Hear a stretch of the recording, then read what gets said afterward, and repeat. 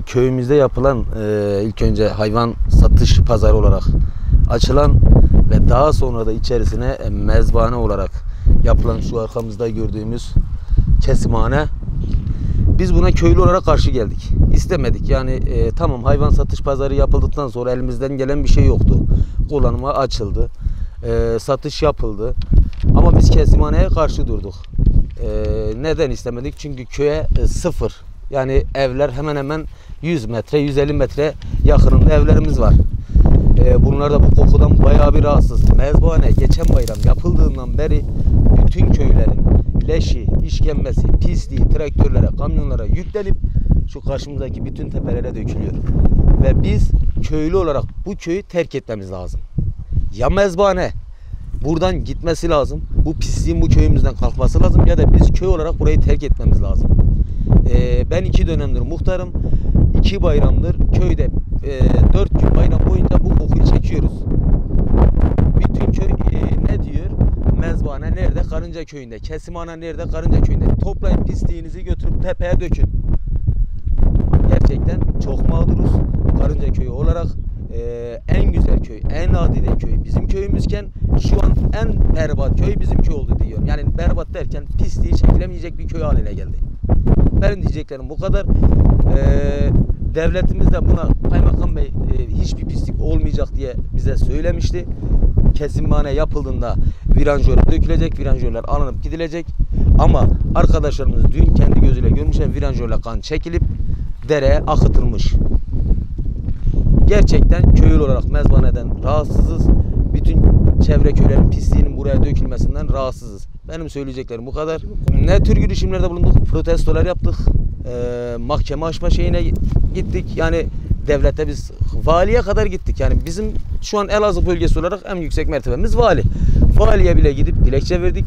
Hiçbir dilekçemizden sonuç alamadık. En azından bize gelen dilekçe gelebilirdi. Yani biz kabul olmadı, bu mezbahane yapılacak diye bir cevap bile bize gelmedi. Demek ki hiç kayda alınmadık. Köylü olarak kayda alınmadık. Yani burayı yer olarak 26 dönümü tahsis ettiğini biliyorum kendi üstüne. Ama mezbahaneyi kullanım amaçlı devletten izin aldı mı almadı mı, benim onunla tam olarak bir bilgim yok. Var dersem de yalan olur, yok dersem de yalan olur. Ama 26 dönüm yeri aldığını biliyorum. Şimdi daha önce biz belediyeyle kaymakama vermişiz. Dilekçemizi vermişiz. Elazığ Çevre Şehircilik İl Müdürlüğü'ne vermişiz. Valiye vermişiz. Kaymakama vermişim. Burada 10-12 aile var, ev var. Benim evim 100 metre veya 70 metre ancak mezbahaneden uzak. Bütün burada ne kadar koku var, pislik varsa benim evime mevcut. Artı belediye bak bana taahhütleme vermiş. Taahhütleme buyur. Bak taahhütleme budur. Herhangi burada bir şey olduğu an, burada her an bir kan lekesi, bir koku olduğu zaman direkt bu tesisi buradan kaldırırım. Belediyenin bana verdiği taahhütleme, kaymakam da bunu teyit etti. Belediye size taahhütleme vermiştir. Ben kaymakama gittim. 3 sefer kaymakama gittim. Kaymakam dedi gerekirse ben jandarma diker yine yaparım. Biz köylü vatandaş değil miyiz? Biz hangi vatandaşız? Gün içinde ben kaymakama dilekçe vermişim. Belediyeye vermişim. Mezbahane yapılmadan önce Çevre Şehircilik İl Müdürlüğü'ne vermişim. Özel idarede kaydı yok. Hepsini bu kaça yapmıştır bunu. Mahkeme şu an avukat tutmuşum. Mahkemeye vermişim. 2 tane de avukat tutmuşum. Bütün kanuni hakkım ne varsa kullanırım. Kanuni hakkımdan sonra benim sağlığımla oynanırsa, yeterse ben canımı da feda ederim. Benim sağlığımla, ben 2011'de bu evi yapmışım. Bu hayvan pazarı ise 2019'da yapılmıştır. Ben bunu kaymakama söylemişim, belediye başkanına söylemişim. Benim özel idare kaydım var. Benim özel idare kaydım vardır. Ben 2011'de bu evimin kaydı var. Ben bu evi camiyle beraber yapmışım. Bunu kaymakama bizzat demişim. Kaymakam bana diyor ki ben bu tesisi nereye götüreyim? Ben kaymakam dedim, kaymakam sen güzel bir konuya değindin. 1 milyar 700 bin lira tesisi bana kaymakam diyor ki ben nereye götüreyim? Ben de kaymakam dedim, ben 2011'de yapmışım o evi 600 bin lira camiyi yapmışım vatandaşın halkın parasından 2011'de 1 trilyon. Ben bu evleri nereye götüreyim? Ben bu camiyi nereye götüreyim? Ben bunu kaymakama bildirmişim, söylemişim. Bizzat köyün caminin yanında köy vatandaşı olarak ben hepsini bunu kaymakama, belediye başkanına söylemişim. Veya ben Elazığ Çevre Şehircilik İl Müdürlüğü'ne gitmişim. Belediyenin bir müracaatı yok. Ben dilekçe vermişim. Valide yok.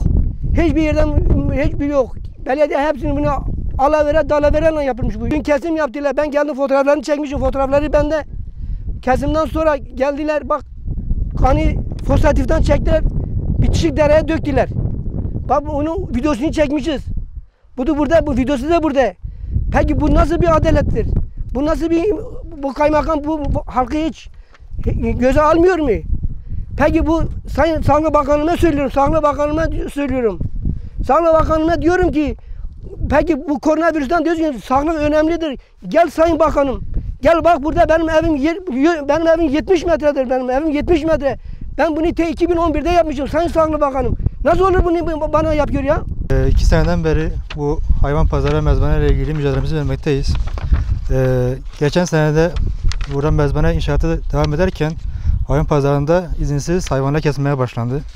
Bununla ilgili biz gerekli yere mücadelemizi yaptık, şikayette bulunduk. Ama sadece günlük çözümlerle bu olay kapatılmaya çalıştı. Bu sene mezbanenin açılışı yine Kurban Bayramı'na denk getirildi ve dün burada birkaç tane hayvan kesildi. Köylülere verilen sözlerin dışında adam buradaki bütün kanı, pisliği şu gördüğümüz dere akıttı ve derenin bağlantısı köy içinden geçiyor. Yani bütün kan, pislik hep köyün rahatsız edici şekilde buradan aktı gitti. Videoda mevcut zaten o görüntüler. Yani bu dere bazı evlerin bitişinden geçiyor. Yani oradaki o koku, pislik yani haddi hesabı yok. Oradaki hastalıklar, bütün şeyler zaten kanda bir şey yapacak, oradan halka bulaşacak. Yani bu insan sağlığı bu kadar ucuz olamaz yani. Bunun bir önlemi olması lazım, bunun bir tedbiri alınması lazım. Bu konularla ilgili belediyenin bize verdiği taahhütnameler burada.